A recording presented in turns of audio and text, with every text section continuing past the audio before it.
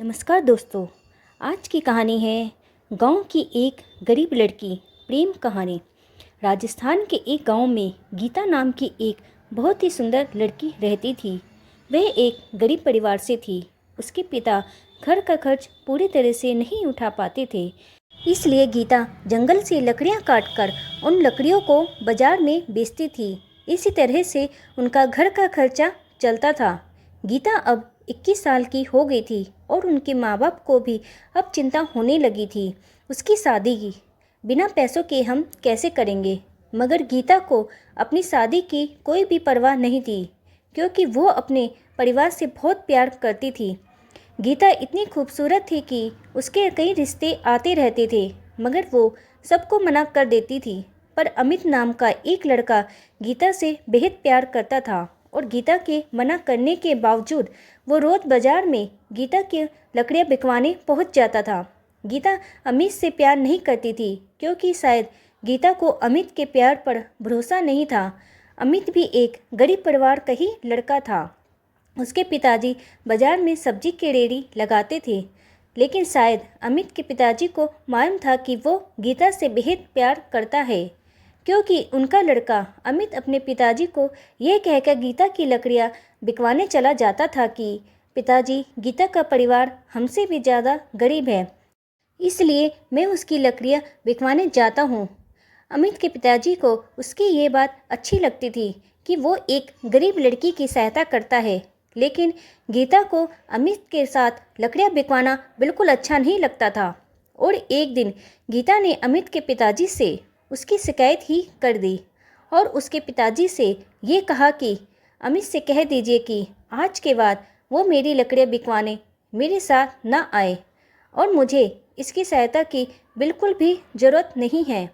यह कहकर गीता वहाँ से चली जाती है। गीता की ये बात सुनकर अमित बहुत उदास हो जाता है और वह अपने कमरे में चला जाता है। अगले दिन जब गीता बाजार में लकड़ियाँ बेचने गई तो अमित उसके पास लकड़ियाँ बिकवाने नहीं गया और उस दिन गीता की लकड़ियाँ बहुत कम बिकी थी और बहुत सारी लकड़ियाँ बच गई थी। अब गीता को बहुत देर हो गई थी, मगर उसकी लकड़ियाँ नहीं बिक रही थी। तब उसने सोचा कि आज तो बहुत कम लकड़ियाँ बिकी हैं और घर का खर्च कैसे चलेगा। ये सोचकर वह घर चली जाती है। गीता जब घर पहुंचती है तो वो देखती है कि उसके पिताजी की तबीयत बहुत ज़्यादा ख़राब थी और उसकी माँ रो रही थी और रोते रोते कह रही थी कि बेटी, तुम्हारे पिताजी को जल्दी अस्पताल ले चलो। मैं बहुत देर से तुम्हारा ही इंतज़ार कर रही थी। जल्दी से किसी रिक्शे वाले को बुला कर लाओ ताकि तुम्हारे पिताजी को जल्दी अस्पताल लेकर चले। लेकिन अब बहुत रात हो गई थी और रात में एक भी रिक्शे वाला नहीं खड़ा था। गीता अब बहुत परेशान हो गई, मगर उसे कोई भी रास्ता नहीं दिख रहा था। तभी उसे अमित की याद आई और वो दौड़ी दौड़ी अमित के घर पहुंची। फिर वो जोर से उसके घर का दरवाज़ा बजाने लगी। तब अमित घर का दरवाज़ा खोलता है तो अमित को गीता को अचानक इतनी रात को देखकर चौंक जाता है और गीता से पूछता हुआ, इतनी रात तुम यहाँ कैसे? घर पर सब ठीक तो है ना? तभी गीता कहती है, अमित, मेरे पिताजी की तबीयत बहुत ख़राब है और उन्हें अस्पताल ले जाना है, मगर बाज़ार में एक भी रिक्शे वाला नहीं है। अब तुम ही मेरी सहायता कर सकते हो। तभी अमित चुपचाप अपने पिताजी की सब्जी की रेहड़ी निकाल लेता है और रेहड़ी के साथ अपने एक दोस्त को भी बुला लेता है और जल्दी से गीता के पिताजी को अमित और उसका दोस्त रेहड़ी पर लेटाकर जल्दी से अस्पताल ले जाते हैं और अस्पताल ले जाकर जल्दी से उनका इलाज करवाते हैं। 1-2 घंटे में गीता के पिताजी का इलाज हो गया और डॉक्टर ने कहा कि अब ये ठीक है, बस कुछ दवाइयाँ मैंने लिख दी है, पास की दुकान से ले लेना और ये दवाइयाँ अब इन्हें जीवन भर खानी है। तभी अमित कहता है कि गीता, तुम पिताजी से मिलो, मैं दवाई लेकर आता हूँ। गीता अपने पिताजी से मिलने उनके कमरे में जाती है।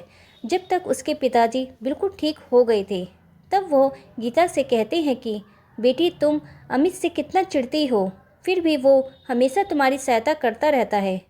तभी अमित का दोस्त भी बोलता है कि गीता, अमित हम सब से यही कहता है कि तुम सब गीता से ही लकड़ियाँ खरीदा करो ताकि तुम्हारी सहायता हो सके।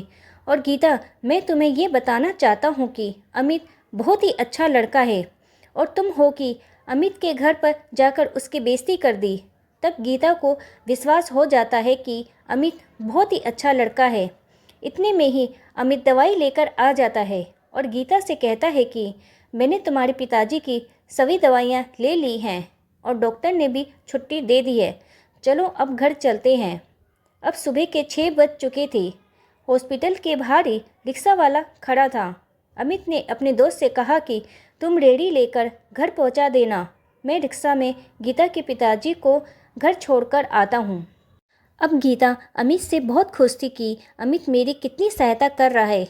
इतने में वो सभी घर पहुंच जाते हैं और अमित रिक्शे वाले को किराया देकर पिताजी को घर छोड़ देता है।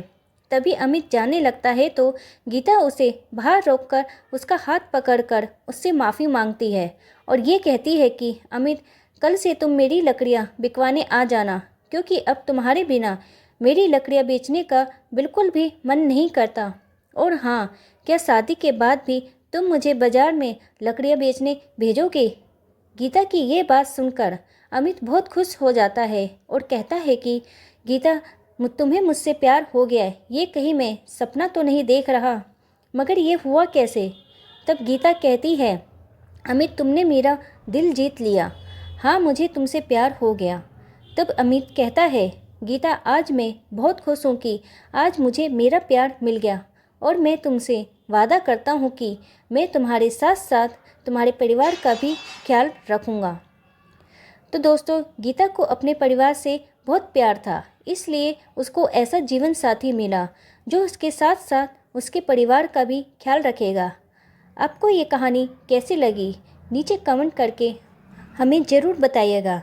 अगर आपको ये कहानी पसंद आई हो तो मेरे चैनल को लाइक करें, सब्सक्राइब करें और शेयर करें। वीडियो देखने के लिए आपका धन्यवाद।